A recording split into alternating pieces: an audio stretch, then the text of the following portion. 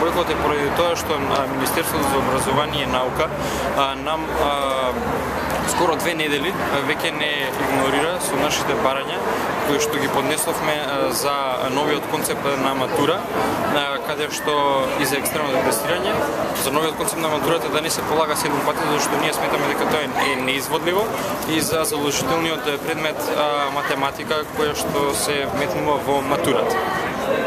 Поради тоа што нас 2 недели не примаат на преговори, ние одлучивме и кажавме на последниот марш дека сме спремни да преземеме радикални мерки, а радикалните мерки се бойкот на настава.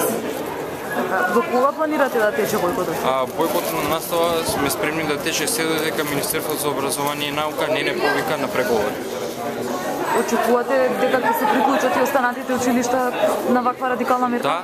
Да, значи ова не е донесена само одлука како на Орце Николов, туку е донесена на ниво на Скопје и веќе од понеделник очекуваме да ни се приклучат и останатите гимназии.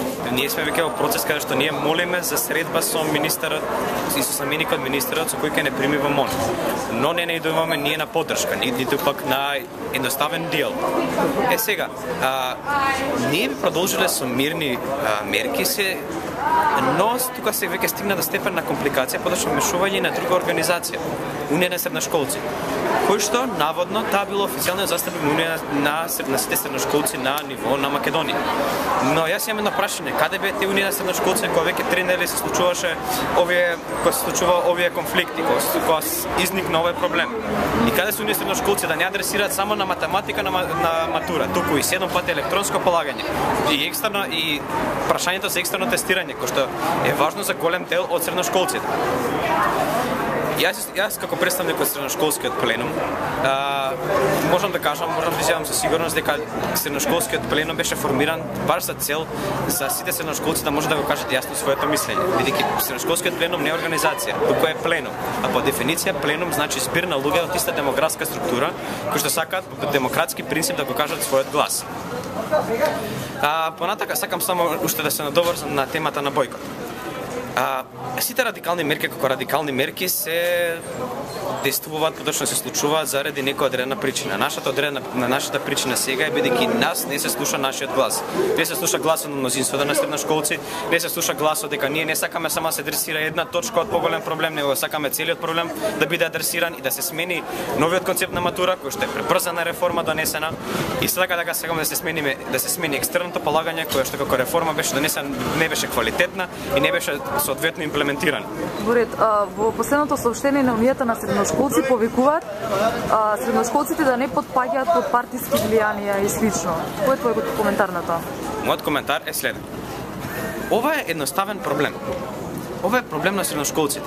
Овдека нема ни процес на политизација, бидејќи средношколски пленум не е организација, не е политичка партија, а средношколскиот пленум не застапува политичка идеологија. Тоа значи дека веќе пред средношколскиот пленум не е ispolitизиран. На тема на партизација, пак,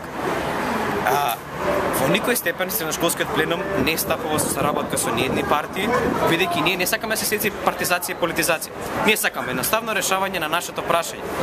Нема потреба тука за мешање ни на партии, ни на политички интриги, ни на политизација, ниту пак замешување на каков да е удел на партија и политика во ова едноставно прашање на ова младина, нова младина, иднина на нашата држава. Сте размислувале ли што понатаму доколку и бойкотот на наставата не вроди со плоди? Видете, ако не слушнат покрај бојкот да настав, покрај сите други мерки што ние ќе ги превземеме, навистина не сум сигурен дека некако може демократски или пак некако во ред да постапиме за да тие нас не свата сериозно. Сега се случува комплетно игнорирање, ако продолжат да ни игнорираат, тоа што навистина нема ни сврка, какви сите реформи ги прават во образовниот систем, бидејќи образовниот систем ќе нема кој да го води.